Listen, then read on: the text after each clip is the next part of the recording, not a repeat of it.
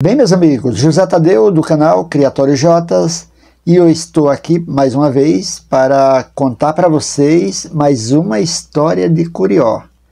E dessa vez eu vou falar sobre a incrível história do Curió Gaiola Preta. É brincadeira, meu? Eu peço a você que se inscreva no canal, dê seu like e ative o sininho, assim o YouTube recomenda o vídeo para mais pessoas.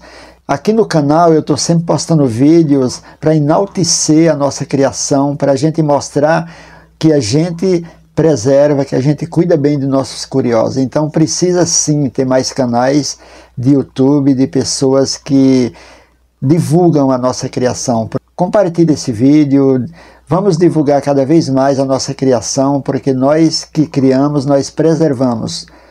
E nós temos que divulgar cada vez mais a nossa criação, porque o que não faltam são pessoas que nos criticam, que dizem, ele canta tão bonitinho, mas era mais bonito solto. Então esses caras aí não entendem nada e não sabem o que significa uma criação de curió, ou de coleirinha, ou de trinca-ferro, a importância que nós temos para a preservação das espécies.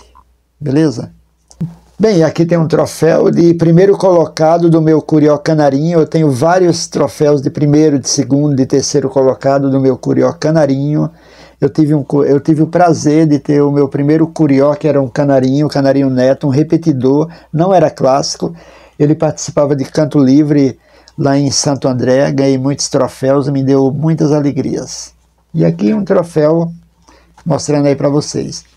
E agora vamos para a história do Curió Gaiola Preta. Bem, pessoal, e para falar do lendário Curió Gaiola Preta, eu me baseei nesse livro que eu comprei lá no Cerca, né? É um livro que eu recomendo, é muito bom.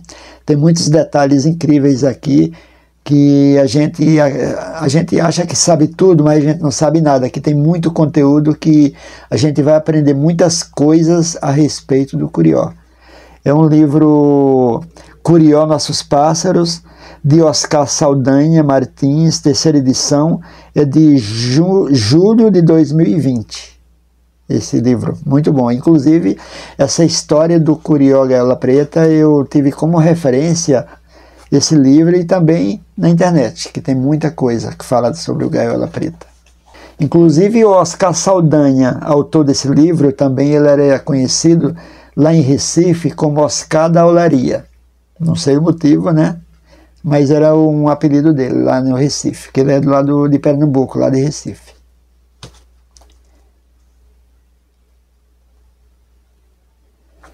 Inclusive ele nasceu lá em Recife em 1949. Agora, olha só que interessante. Sabe por que o nome Gaiola Preta? Olha só, porque o pai dele vivia em uma gaiola preta. Aí nasceu o primeiro filhote e o primeiro filhote foi dado o nome de Gaiola Preta. Simplesmente isso. E o Curió velho Gaiola Preta, ele cruzou com uma curiola chamada Santista e nasceu esse primeiro filhote que foi dado o nome de Gaiola Preta. Ou seja, o pai, Gaiola Preta, cruzou com a mãe Santista e nasceu um filhote que foi dado o nome de Gaiola Preta. O famoso Gaiola Preta. E o Curió Gaiola Preta nasceu em 1976 na casa do senhor Agenor, em Botucatu.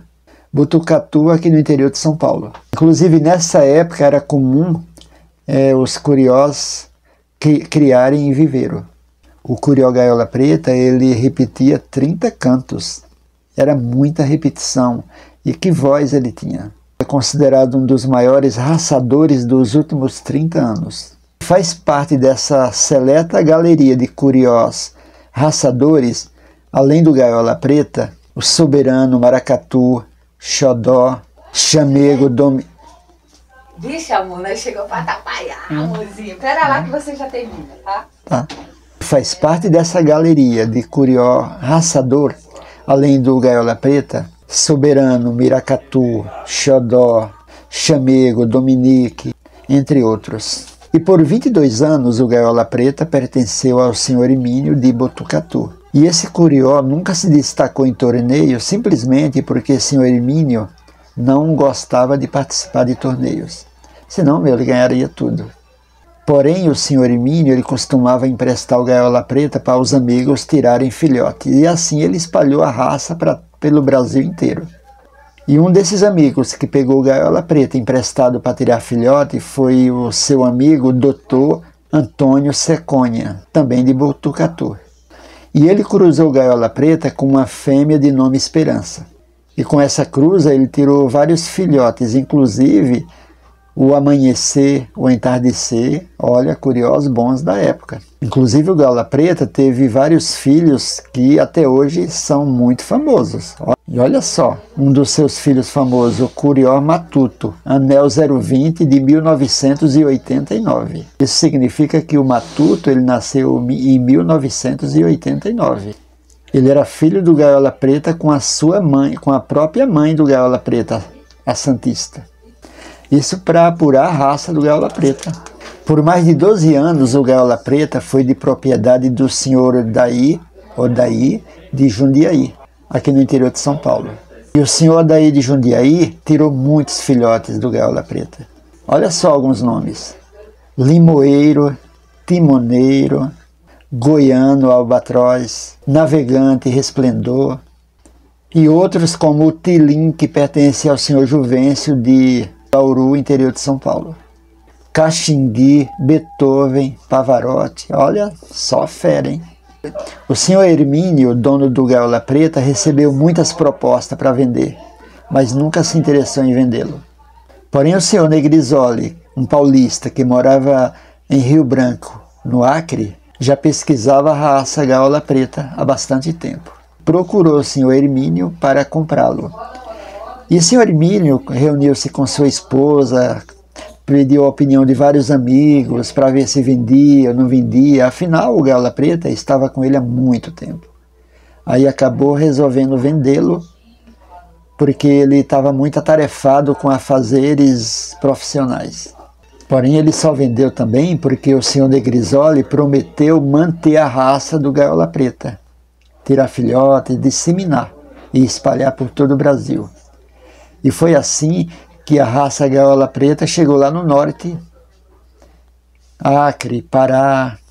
Agora, quando o gaiola preta esteve com o senhor Negrisoli, lá no Acre, ele foi atacado por um rato e ele teve que ser amputado alguns dedos. Inclusive, as penas do mesmo lado que ele foi atacado ficou muito feia, nunca mais ficou bonita as penas. Mas mesmo assim ele continuou firme, cantando e tirando filhotes. E o gaiola preta, até mesmo no dia da sua morte, mostrou o quanto que ele era fora de série.